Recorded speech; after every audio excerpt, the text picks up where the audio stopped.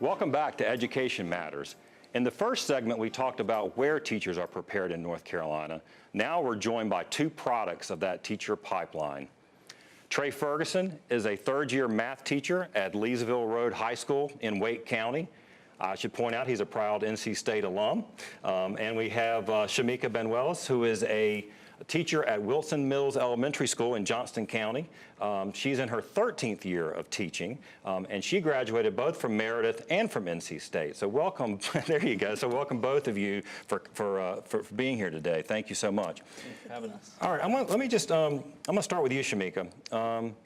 If we could cut our turnover rate in half, and we saw on the screen that right now, last year was about 14% on the statewide average of teachers leaving. If we could cut that in half, we'd virtually eliminate teacher shortages, with the exception of some very hard to staff areas.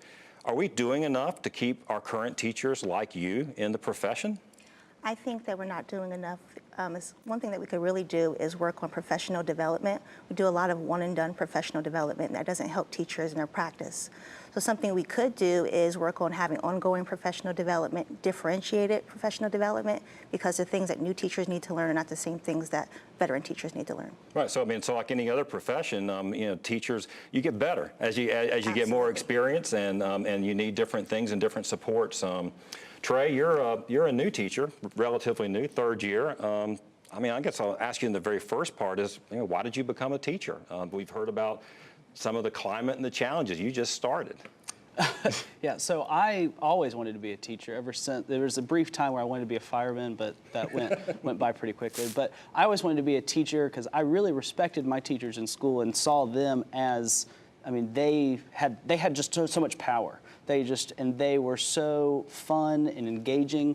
And in high school, I had a teacher say, Trey, you're really good at math. Why don't you be a math teacher? And so I applied to NC State for math. Well, that's true. Now, I know you were involved in something called the North Carolina Teacher Voice Network, which has given you a great perspective to hear from teachers across the state. What's the mood?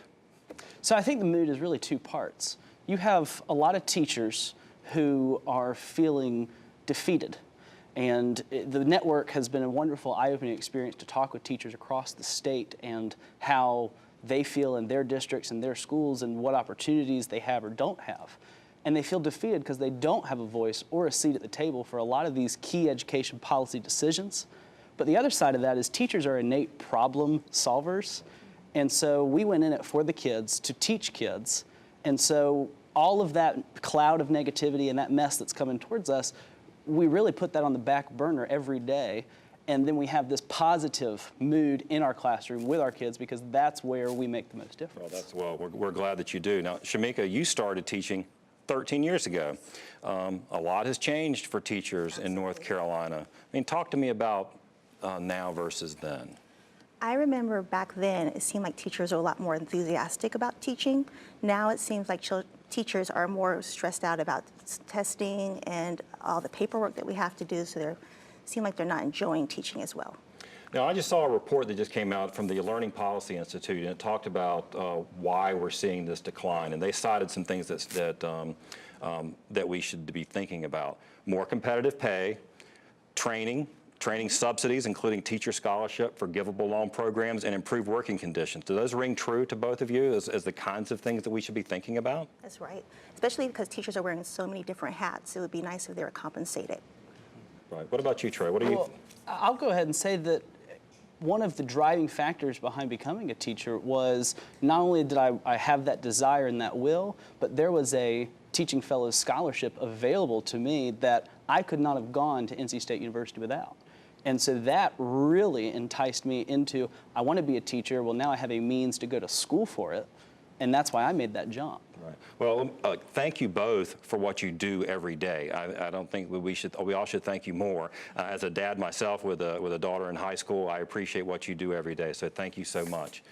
And thank you for being here today on our first episode. Now, when we come back, we're going to go to Hoke County for our weekly leadership spotlight.